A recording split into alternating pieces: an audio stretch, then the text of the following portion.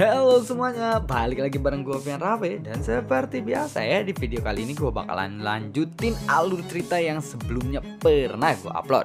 Dan gak kerasa gue udah sampai ke session 23 dari kelanjutan Battle Through the Heaven ini. Dan tanpa banyak basa-basi lagi, yuk kita langsung check this out aja session ke 23 nya.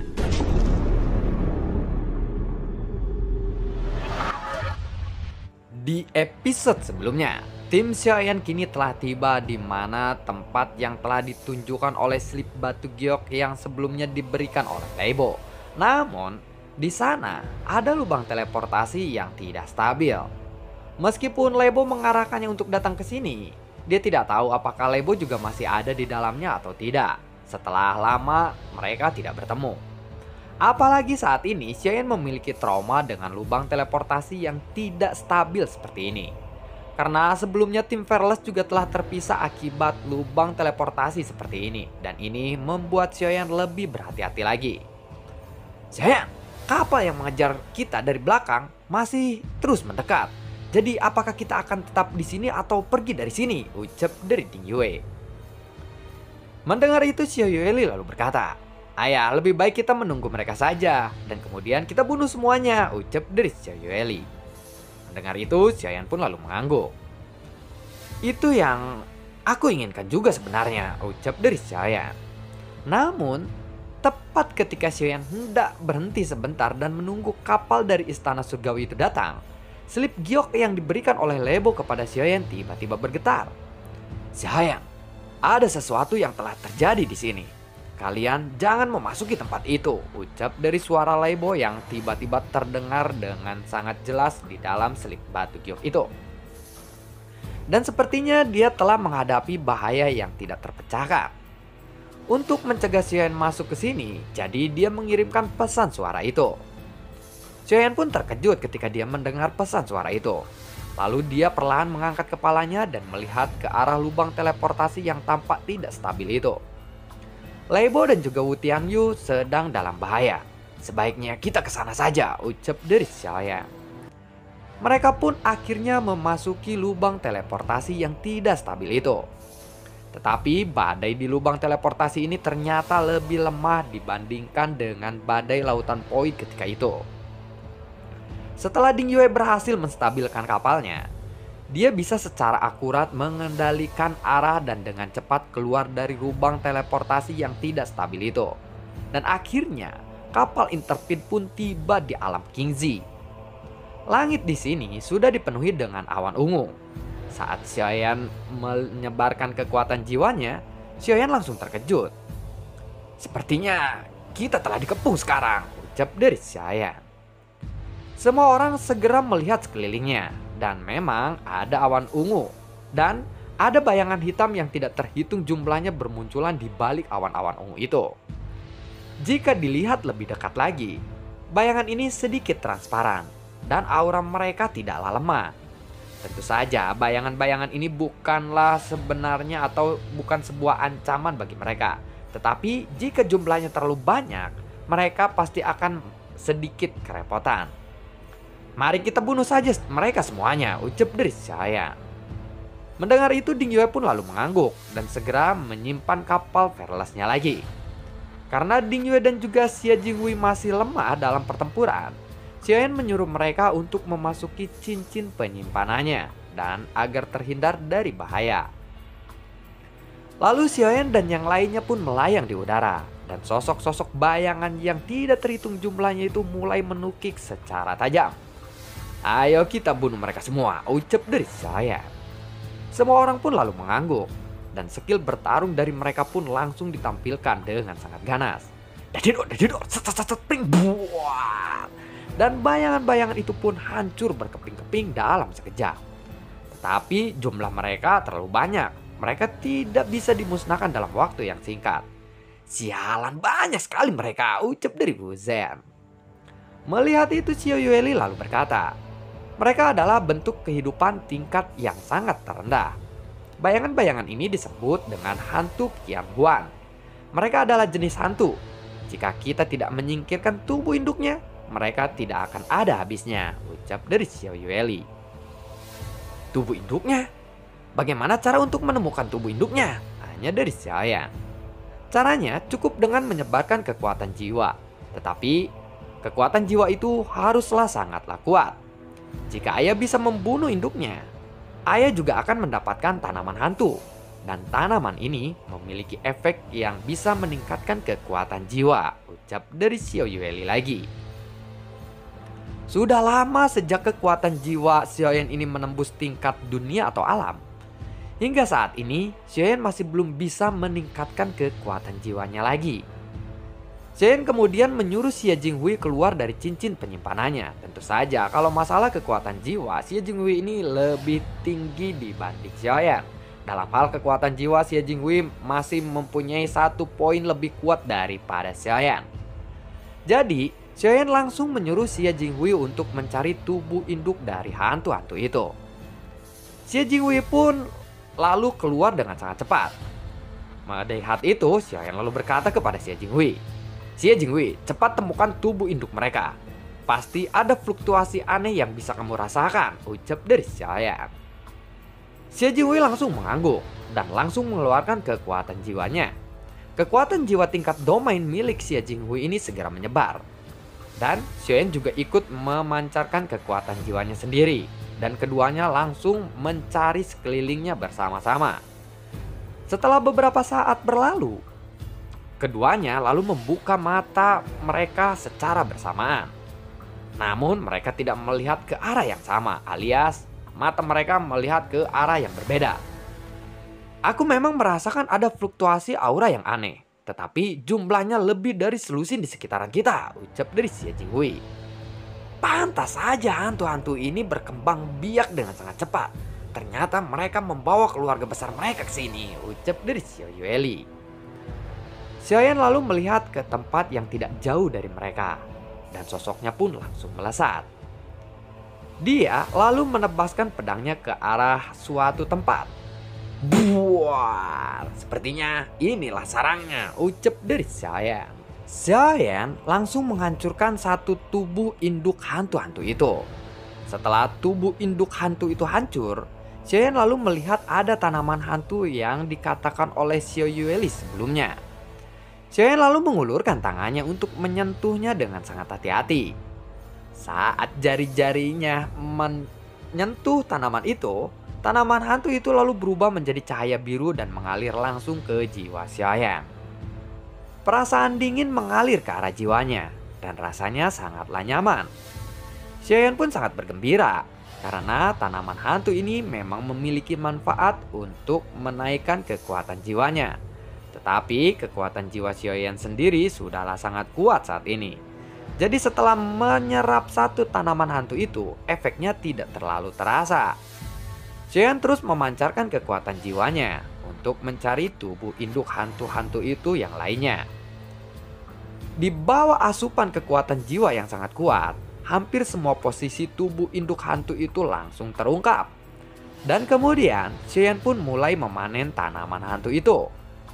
Sementara itu, di sisi lain, di bawah bimbingan Xie Jinghui, semua orang juga menemukan tubuh induk dan membunuhnya. Setelah menyerap banyak tanaman hantu, Xiaoyan benar-benar merasa bahwa kekuatan jiwanya kali ini mulai tumbuh meskipun itu hanya sedikit. Saat tubuh induk hantu Qian Huan itu telah terbunuh oleh semua orang, jumlah hantu-hantu Qian Huan ini di sekitarnya mulai berkurang tajam. Dan kemudian mereka pun hilang sepenuhnya, alias tim Xiaoyan ini sudah membantai induknya. Dan yang terpenting sekarang bagi Xiaoyan adalah dia harus segera menemukan Lai Bo dan juga Wu Tianyu. Setelah menghilangkan semua hantu-hantu itu, Xiaoyan lalu memimpin timnya untuk segera bergerak maju. Karena Xiaoyan tidak tahu di mana Lai Bo dan juga Wu Tianyu berada sekarang.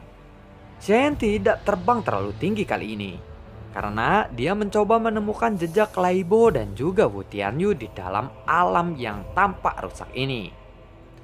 Dia melewati lebih dari selusin pulau yang hancur berturut-turut. Dan masih ada beberapa jejak pertempuran yang dilewati oleh mereka sekarang. Juga sangat banyak sekali mayat-mayat yang berserakan di sini.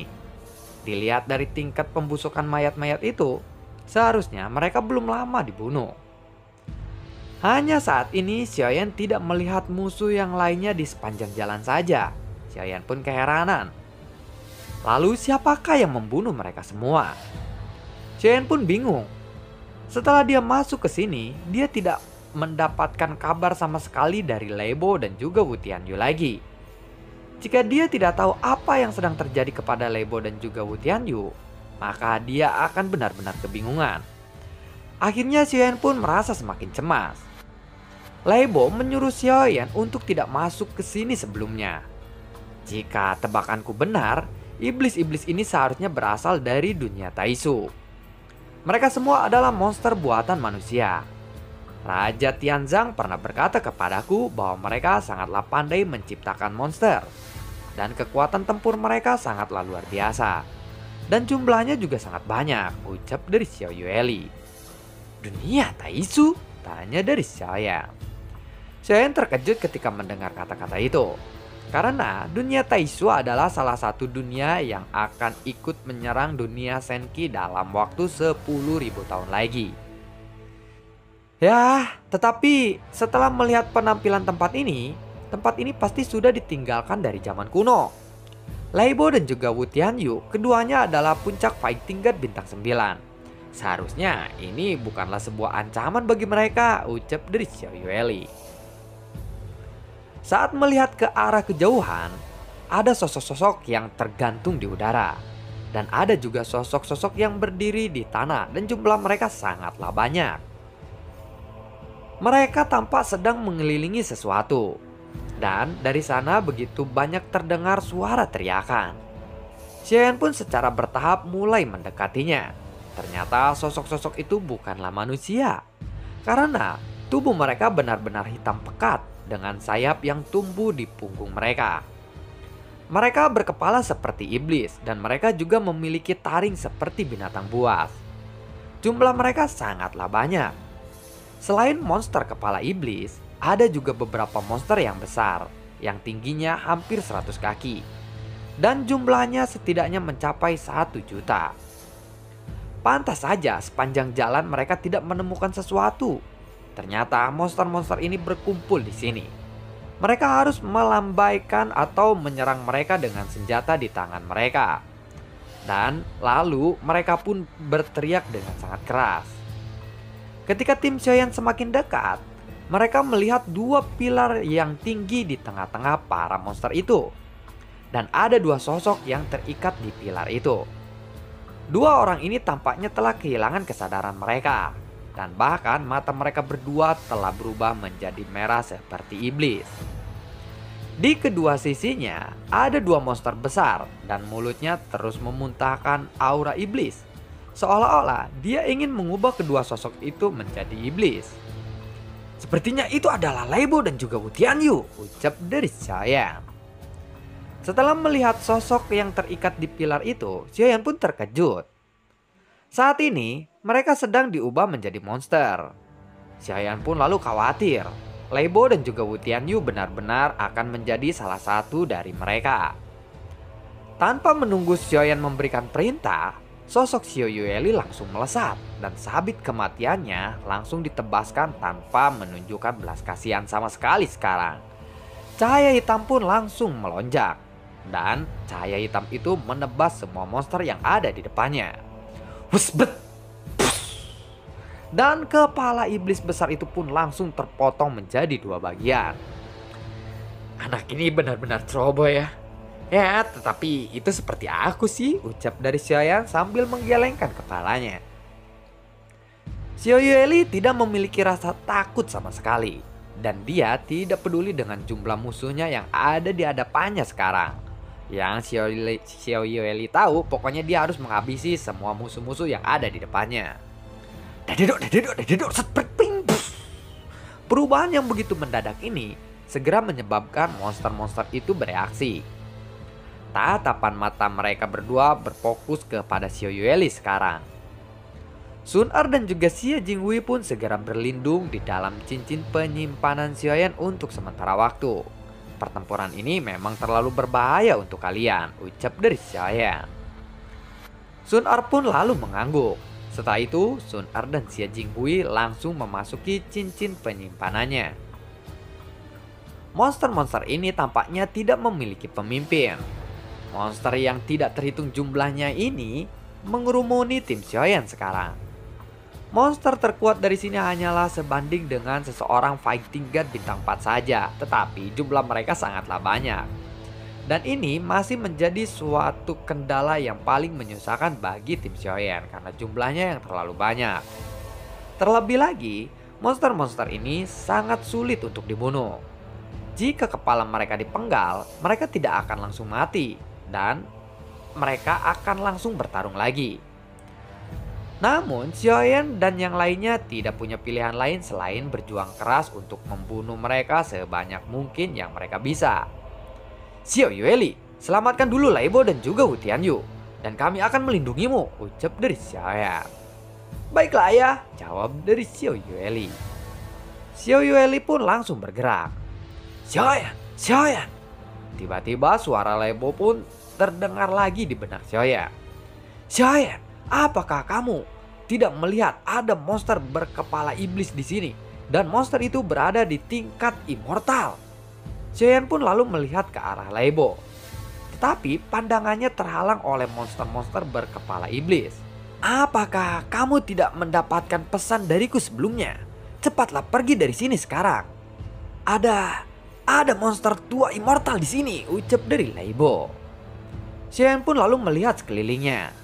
Tapi dia tidak menemukan monster tua immortal seperti yang dikatakan oleh Lei Bo.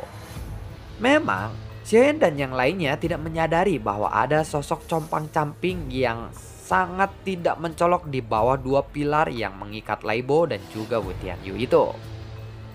Sosok ini juga tidak mengeluarkan terlalu banyak fluktuasi sumber gas dan bahkan terlihat sama seperti monster biasa. Yueli, mundur! Ada monster tua immortal di sini, teriak dari Xiaoyan.